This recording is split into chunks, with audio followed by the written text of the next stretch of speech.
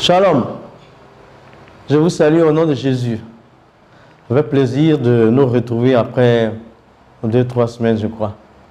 Comme nous l'avions prévu et nous avons promis, on va repartir, mais cette fois-ci avec un autre thème, vérité et réalité.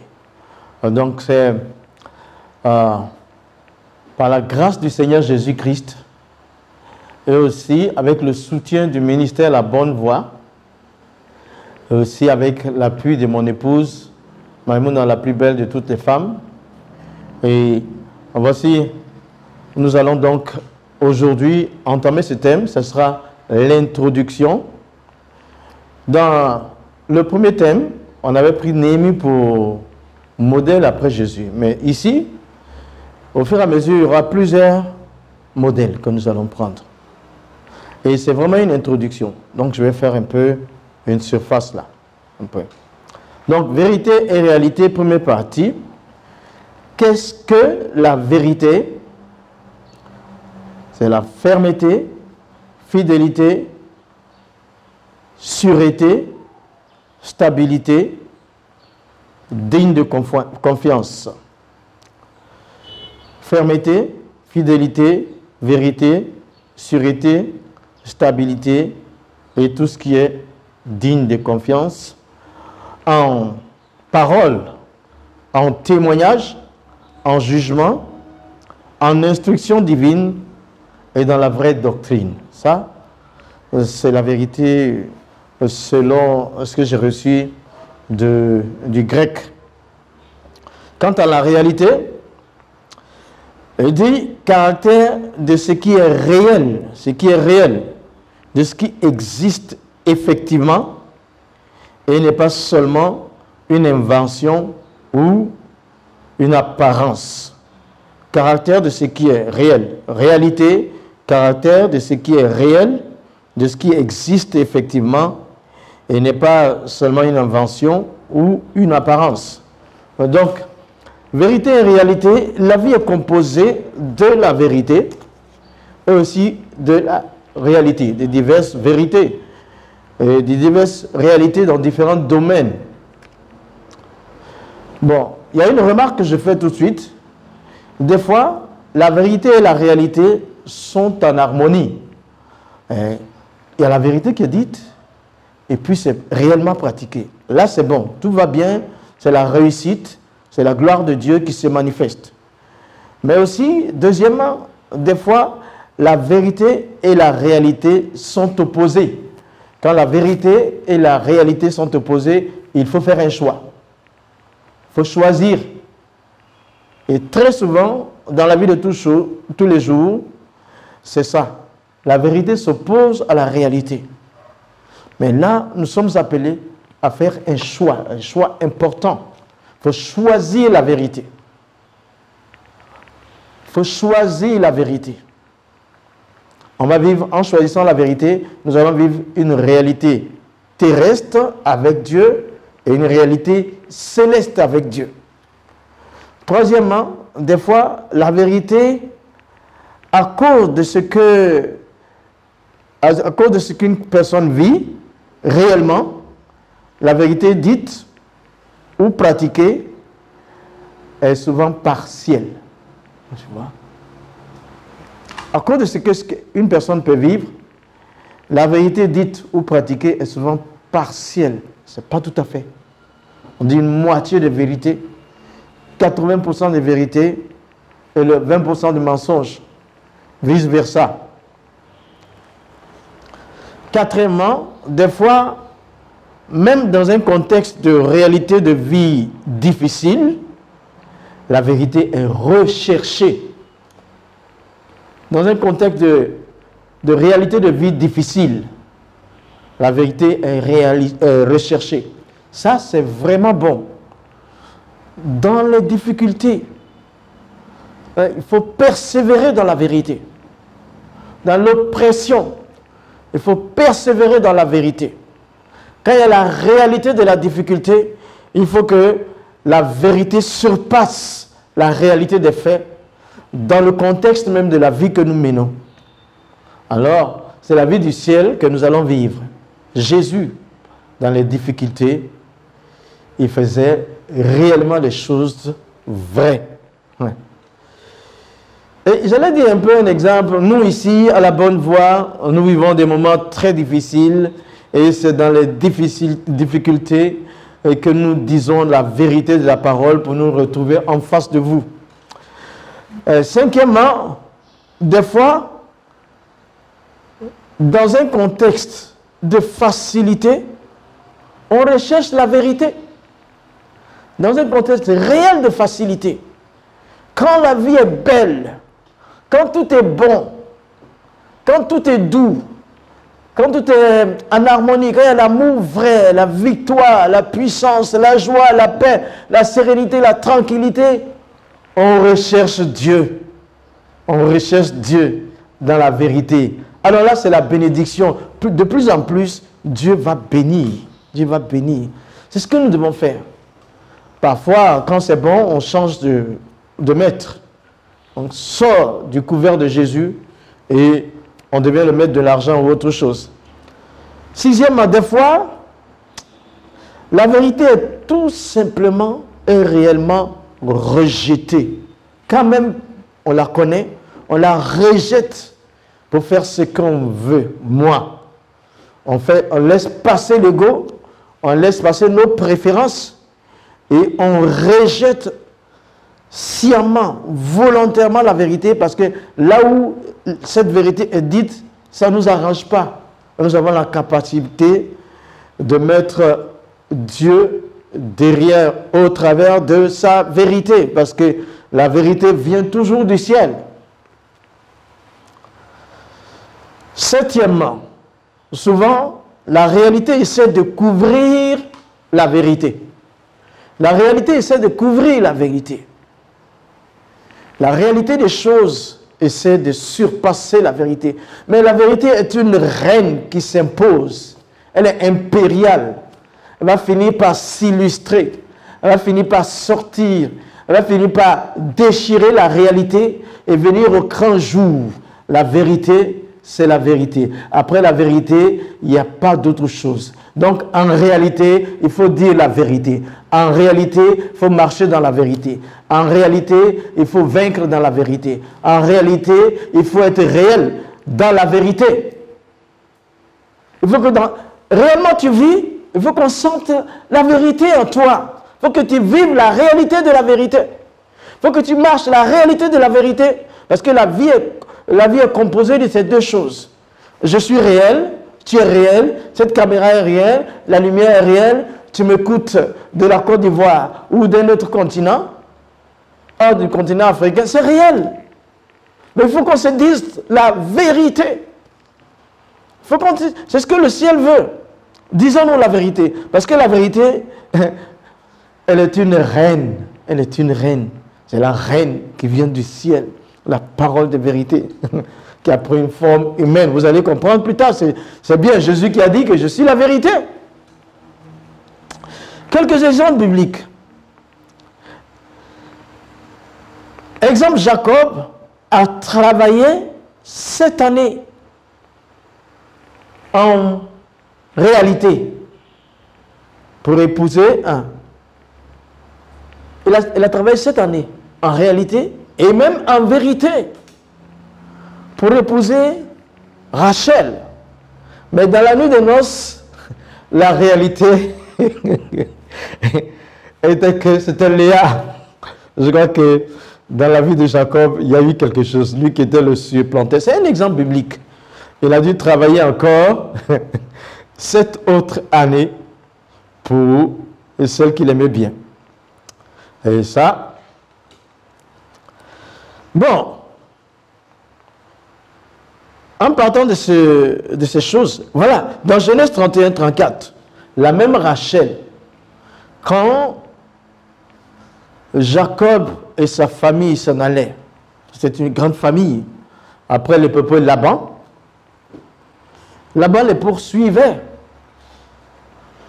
Rachel était réellement là, mais quand Laban, cherchant ses idoles, est allé dans la tente, dans la tente de Jacob, Rachel s'est assise sur un porteur de chameau là.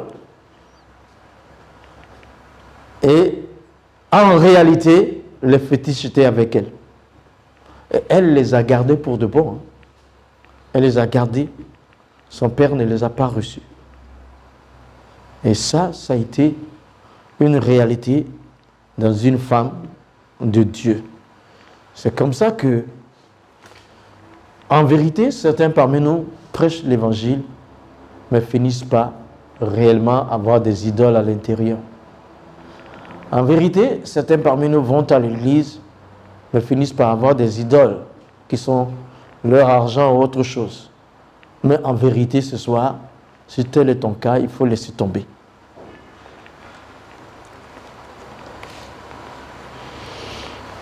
Maintenant, quand on regarde Matthieu 17, verset 18, il dit, alors s'accomplit ce qui avait été annoncé par Jérémie le prophète.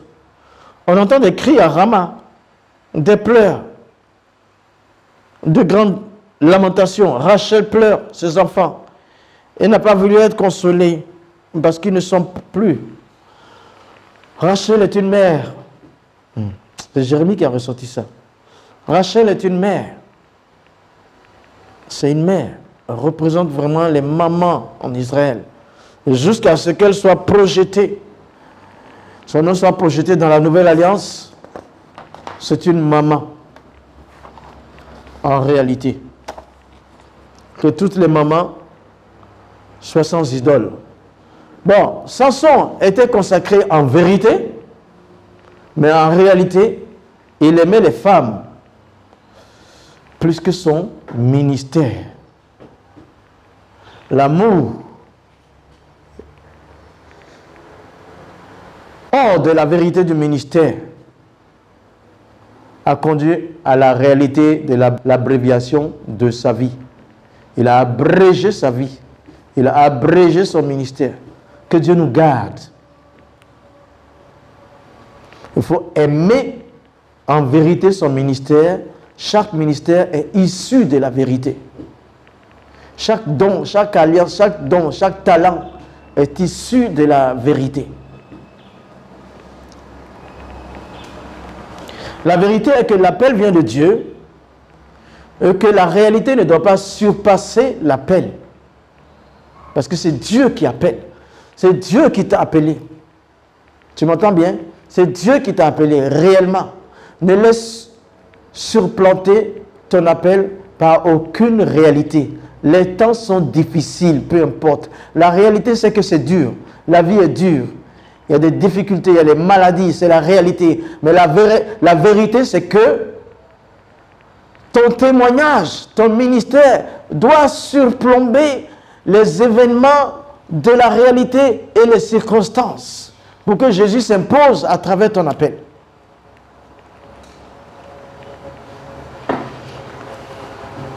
Mais même, le constat, c'est qu'il y a un constat. L'univers entier, les hommes sont tous confus.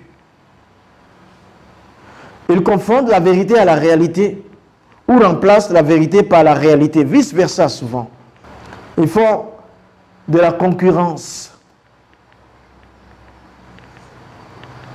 Ils disent, je veux dominer le monde. Nous voulons dominer le monde. Quelqu'un veut dominer le monde. Je ne comprends pas comment une seule personne de nos jours décide que le virus continue, décide que le virus soit renouvelé. Ils veulent dominer le monde. Et finalement, ils se posent la question principale. Qui dominera le monde? Il y a d'autres qui pensent bien, qui réfléchissent, qui pensent et qui mettent en jeu certaines choses pour pouvoir savoir qui va dominer le monde. Politiquement, financièrement et tout ça. C'est aussi la réalité de ce temps-là. Et souvent, ils proposent des formes qui se rapprochent de la connaissance. Par exemple, ils utilisent la science-fiction pour essayer de savoir qui va dominer le monde. Et après, deuxièmement, ils utilisent même la futurologie. Elle consiste à une description de l'avenir fondée sur les prolongements ou les renversements de tendances déjà observables. La futurologie veut savoir qui va dominer le monde dans 10 ans, qui va contrôler le monde, hein, d'où viendra-t-il et tout. Ça, c'est l'objet de pensée de plusieurs. Troisièmement, il y a aussi ce qu'on appelle la prospective. La prospective se défend d'annoncer l'avenir, mais suggère le probable, le possible, le vraisemblable. Par tous ces moyens, les gens cherchent à savoir qui va dominer le monde. C'est aussi l'actualité. Qui va dominer le monde. Quatrièmement, et un peu plus loin, ils utilisent même l'occultisme avec ses diverses branches. La divination, la magie, la sorcellerie et tous les vices que ça entraîne, les vices sexuels, la jalousie, le crime, les guerres, pour savoir qui va dominer le monde. Et même la colonisation, l'esclavage, pour savoir qui va dominer le monde. Regarde, je me souviens de la porte de Gorée au Sénégal, qui est face à la mer. De cette porte-là, tous nos ancêtres qui passaient par là entraient directement dans les navires pour aller aux Amériques. Et il y a le semblable en Côte d'Ivoire, c'est Sandra, dans le quartier de Drovin. Il y a une porte comme ça, elle y est encore. Le souvenir est là. Hein? Par cette porte, nos ancêtres passaient, ils entraient dans un navire, et puis ils partaient aux Amériques ou en Europe. C'était les forces dans le temps qui ont bâti toutes ces nations-là, parce qu'ils veulent dominer le monde. Mais je vais lire quelque chose pour vous. Il y a un témoignage frappant que je viens de recevoir.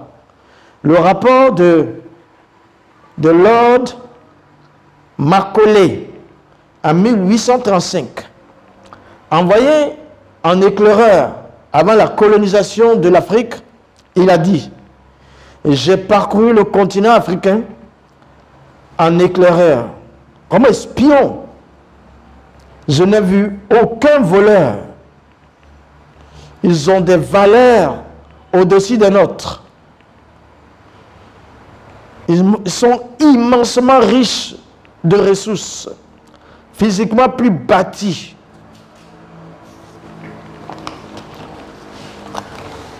Ma recommandation, dit cet homme, Lord Moray, est que nous ne pouvons pas les dominer, sauf si nous rentrons dans leur système d'éducation et de religion, en leur faisant croire que c'est nous qui sommes les Occidentaux, qui sont les plus forts. Et nous disons d'oublier leur culture et leurs valeurs. Nous leur disons de délaisser leur culture et leurs valeurs. Pourquoi aujourd'hui, quand un espion, avant la colonisation, avait trouvé qu'il n'y avait pas de voleurs en Afrique, et pourquoi aujourd'hui, après la colonisation, même quand on annonçait des indépendances, entre guillemets, il y a des voleurs, il y a des braquages.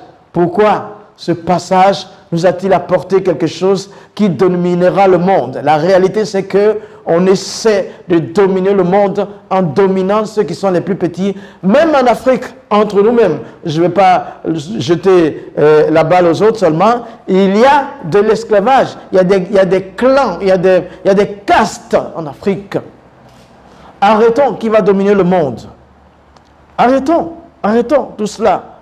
Mais pendant que les choses s'en vont comme ça, la parole de Dieu nous déclare, parce que elle est toujours là, Proverbe 3, versets 19 à 20. C'est par la sagesse que l'Éternel a fondé la terre. C'est par l'intelligence qu'il a fermé les cieux.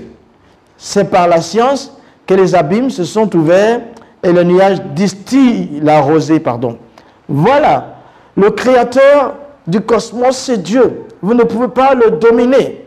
Alors, Proverbe 16, verset 4, ça va dire: L'Éternel a tout fait pour un but, même le méchant pour le jour du malheur. Voilà. La réalité, c'est que la guerre de domination continue. Mais ça apporte des malheurs. Dieu est le seul, Elohim, le seul qui a bâti l'univers. C'est lui seul qui doit dominer. Il dit la domination repose sur ses épaules. On l'appelle Dieu Tout-Puissant, Père éternel. Et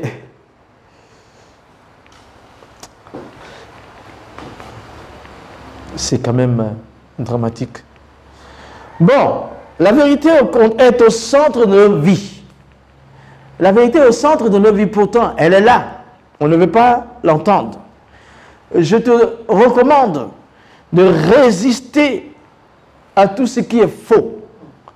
Résiste à tout ce qui est faux. Résiste à tout ce qui est faux.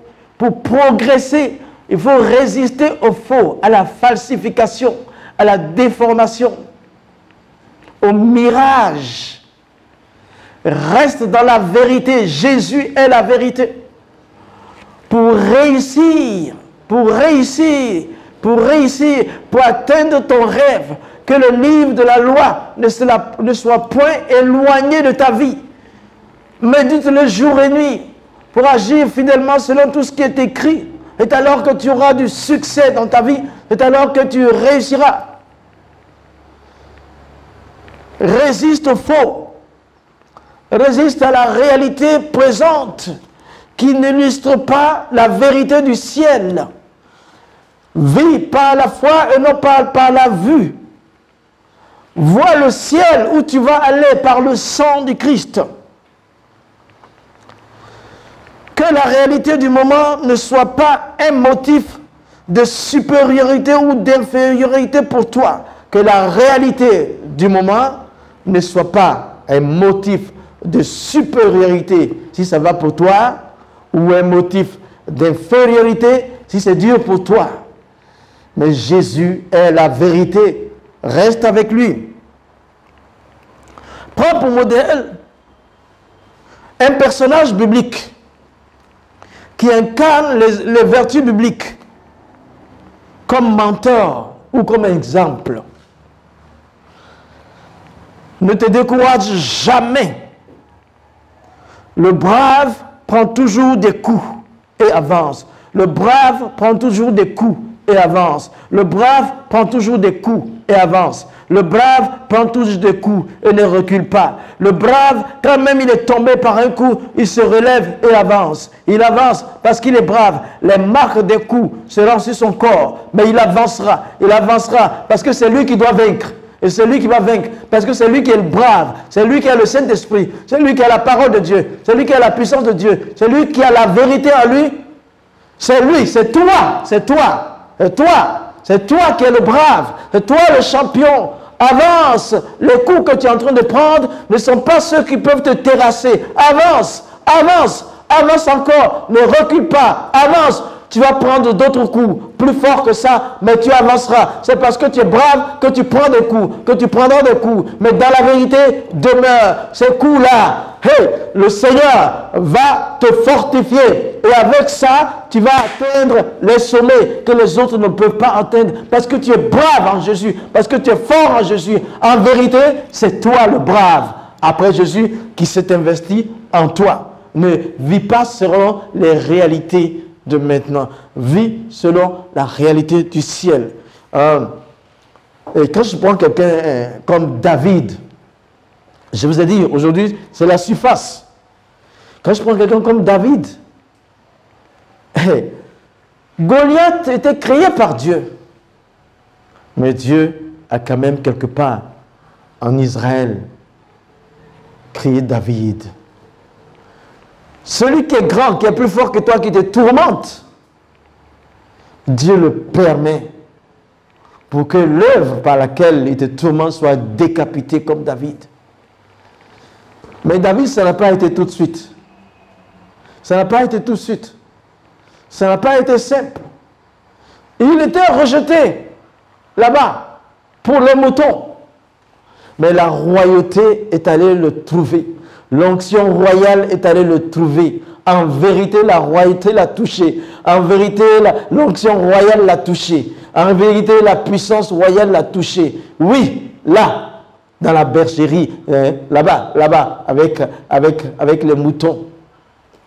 Et cette onction, n'est-il pas le même Dieu qui a créé Goliath, si grand? L'onction supérieure était en David. Et aujourd'hui, en réalité, c'est toi. C'est toi, mon frère. C'est toi, ma soeur. Il n'y avait pas de facilité dans la vie de David. Poursuivi de 17 ou 19 ans, il était au trône, sur le trône, à 30 ans. Oui. Donc, je te dis, c'est toi, en vérité, le champion. Et c'est toi qui dois réussir. Et c'est nous qui allons réussir. Parce que Jésus est la vérité. Jésus est la vérité. Jésus est la vérité. Il dit, je suis la vérité et la vie. Il dit, je suis la vérité et la vie. Nul n'arrive au Père que par moi. Pilate demande, qu'est-ce que la vérité? Le roi de ce temps, il y a beaucoup de Pilates aujourd'hui qui se disent, qu'est-ce que la vérité? C'est à toi de leur révéler ce que c'est que la vérité. Et sur ce, j'arrête ici pour la première partie. Je vais prier pour vous. Je vais prier pour toi. Vérité et réalité, on aura plusieurs domaines. On va rentrer de gauche à droite. Et aujourd'hui, c'était en surface. Que le Seigneur te bénisse. Toi qui es en train de souffrir, de te lamenter sur ta vie. Tu es en train de dire, pourquoi je suis vivant? J'aurais dû mettre fin à ma vie. Tu regrettes ta vie. Mais Dieu te dit, souviens-toi de Jésus-Christ. Tu es créé pour atteindre un but. Le Seigneur arrive sur toi. Toi qui as commencé à avancer et qui n'arrive plus à avancer. C'est le moment. La vérité, c'est que cette réalité que tu vis est éphémère. Tu dois avancer avec l'aide du Saint-Esprit. Tu vas réussir. Et je dis que la porte de non-retour de Gorée deviendra une porte d'opportunité. La porte de non-retour de Sessandra deviendra une porte d'opportunité. Une porte d'opportunité. Une porte d'opportunité. Que le Seigneur vous bénisse. Que la gloire de Dieu s'élève sur votre vie. Merci Seigneur, notre Dieu, que tout enfant de Dieu, par ces temps difficiles, puisse être le meilleur dans son domaine. Tout enfant de Dieu, par ces temps difficiles, en réalité, nous pouvons devenir les meilleurs. Et le Seigneur s'investit en nous pour que nous soyons les meilleurs. Au nom de Jésus. Amen. La deuxième partie arrive dans juste une minute. On va parler un peu d'islam. Un peu d'islam.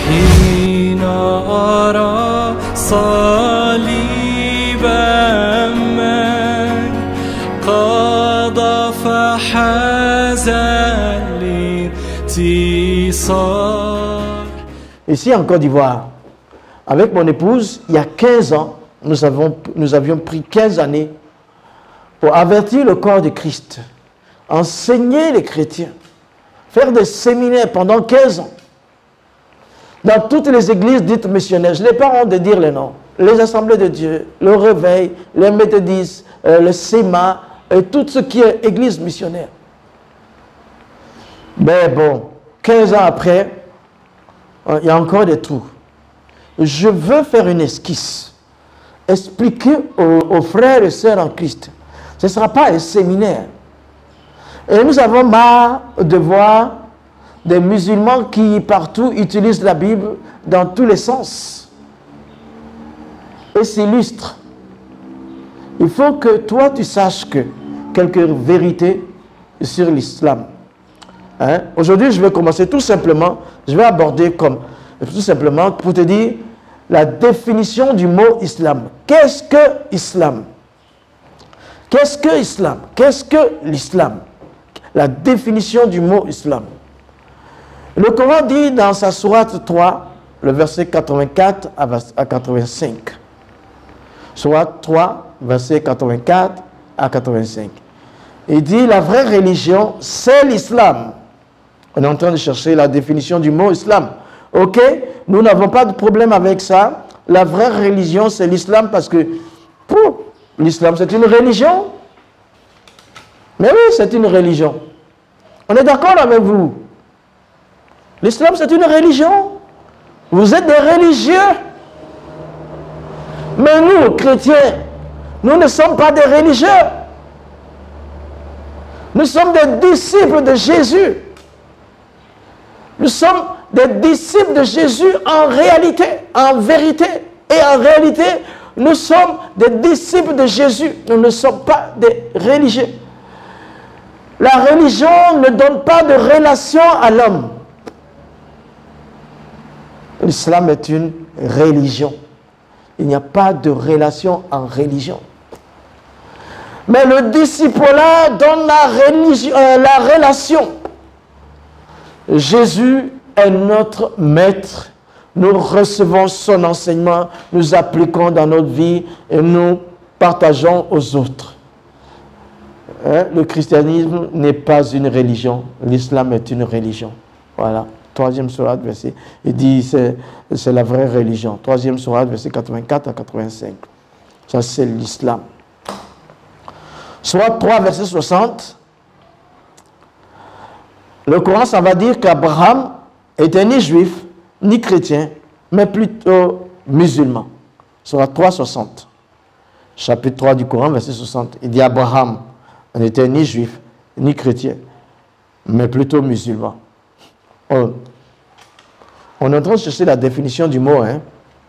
Donc, là, il y a une question. Est-ce que Abraham a vu Mohammed? Non. Non. Est-ce qu'au temps de Mohammed, l'islam, au temps d'Abraham, l'islam existait? Non. Dans Sourate 5, 111, le Coran dit, parce que le Coran parle, on va entrer dedans plus tard, il parle aussi de Jésus, il parle des disciples. Il y a 25 prophètes de la Bible qui figurent dans le Coran. Les disciples de Jésus, le Coran dit dans sa 5e sourate, au verset 111, les disciples de Jésus disent qu'ils sont musulmans. Ah, bon, c'est quel type d'islam? Hein? C'est le Coran qui dit ça. Vous imaginez? Jean, Pierre ne peuvent pas dire qu'ils sont musulmans. Donc si le Coran le dit, il y a quelque chose en bas. Nous cherchons la définition du mot islam. Sourate 27, verset 91, il y a quelque chose ici. Allah, le Dieu du Coran, nous allons avoir à parler de lui plus tard. Allah recommande à Mohammed, son prophète, de devenir musulman. Alors, qu'est-ce que ça veut dire? Mohammed n'est-il pas le fondateur de l'islam? Comment n'est-il pas assez musulman pour que Allah le lui recommande maintenant? Ok, nous cherchons la définition du mot islam. J'espère que vous me suivez. Mettez-vous en tête que nous voulons trouver la définition du mot islam. Alors, la question que je pose ici, de quel islam s'agit-il? Où Mohammed n'est pas assez musulman au point que Allah lui demande de devenir, où les disciples de Jésus doivent devenir musulmans, où Abraham était musulman. Quel type d'islam alors? Parce que tout cela, à part Mohammed, n'ont pas vu l'islam tel que nous le voyons maintenant. Alors, la réponse à la question, c'est que, première réponse, le mot islam vient d'un autre mot, salam, vient de salam. Islam vient de salam. Islam vient de salam. Et salam veut dire paix. Salam veut dire paix. C'est comme l'hébreu dirait shalom. Donc, de salam est sorti islam. Donc, réponse 2. Islam veut dire alors soumission. Islam veut dire soumission. Ça va de pair. C'est bon, ça, tout ça c'est bon. Islam veut dire soumission. Islam veut dire soumission et il vient de salam, qui est un autre mot, qui veut dire paix. Bon, là où il y a la soumission, il y a la paix. Là où il y a la paix, il y a la soumission. Tout ça, c'est bon. C'est bon, ce sont des choses réelles. Ce sont des choses vraies. Alors, que veut dire musulman? Un musulman, donc, est une personne qui est soumise à Dieu. Une personne qui est soumise à Dieu. Ces personnes, dans le sens, c'est Dieu dans le sens général. Ici, on est dans l'étymologie, ce n'est pas la religion. Ici, dans la définition du mot, ce n'est pas religieux, c'est de l'arabe. C'est l'étymologie du mot musulman. Ça veut dire toute personne qui vit sur le globe et qui se soumet au Dieu créateur de l'univers, on pourrait l'appeler musulman. Donc, c'est rien de mal. Ça ne veut pas dire une personne qui se tourne vers le soleil levant et fait ses prières, ces 5 prières rituelles à la manière d'islam. Non, c'est pas dit, ça ne veut pas dire ça. Ça veut dire que toute personne que vous rencontrez, et vous avez le témoignage que cette femme ou cet homme est soumis à Dieu, on pourrait l'appeler musulman dans l'arabe. Dans l'arabe. Et ça veut dire que, et puis, islam, ça veut dire soumission. Toute personne qui est soumise à Dieu, voilà, ça sort, soumission, islam. Muslim, ça veut dire musulman, soumis. C'est pourquoi il disait que Abraham est musulman, parce que en français, on a écrit musulman, mais en arabe, on aurait dit Abraham est soumis. Hein? Quand on dit Abraham est soumis, c'est écrit Abraham muslim. Abraham est musulman. Toute personne qui est soumise à Dieu peut t'appeler musulman. Donc c'est juste que dans la définition du mot islam, voilà, ça veut dire que l'islam c'est soumission et un musulman c'est une personne qui est soumise à Dieu. Dans le Coran, Jésus est là et les disciples sont là. Les disciples ont simplement dit nous sommes soumis à Dieu. C'est quand ils ont dit nous sommes soumis à Dieu, quand on écrit en français, ça veut dire nous sommes musulmans. Tu vois? Donc, vous comprenez, sinon les disciples ne sont pas des musulmans à la manière que nous voyons. Mais le vrai sens de l'islam, c'est toute personne qui soit soumise à Dieu. Et un musulman, c'est toute personne. Le vrai sens de l'islam, c'est soumission. Et un musulman est toute personne soumise à Dieu. Mais voilà maintenant, je vais vous dire. L'islam, c'est soumission. C'est une grande religion. Écoute-moi maintenant. Il y a quelque chose derrière que je vais te dire. Le seul problème, c'est que les musulmans que nous voyons maintenant, qui pratiquent la religion de Mohammed, ils se sont soumis au mauvais maître. Ils auraient dû simplement se soumettre au bon maître qui est Jésus. Pourquoi ils sont soumis au mauvais maître? Ils sont soumis à un maître qui n'a pas préparé leur avenir céleste,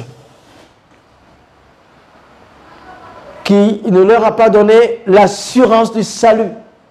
Vous comprenez?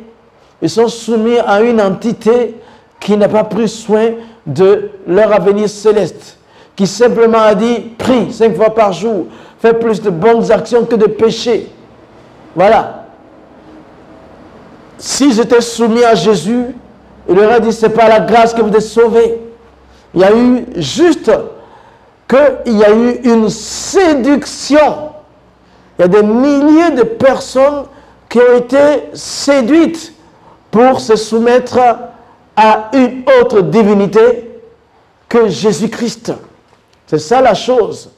C'est pourquoi vous et moi, nous devons leur révéler en vérité qui est le Dieu de la vérité, qui est la vérité, qui a dit « Je suis la vérité, je dis la vérité, et en vérité, qui me convaincra de péché?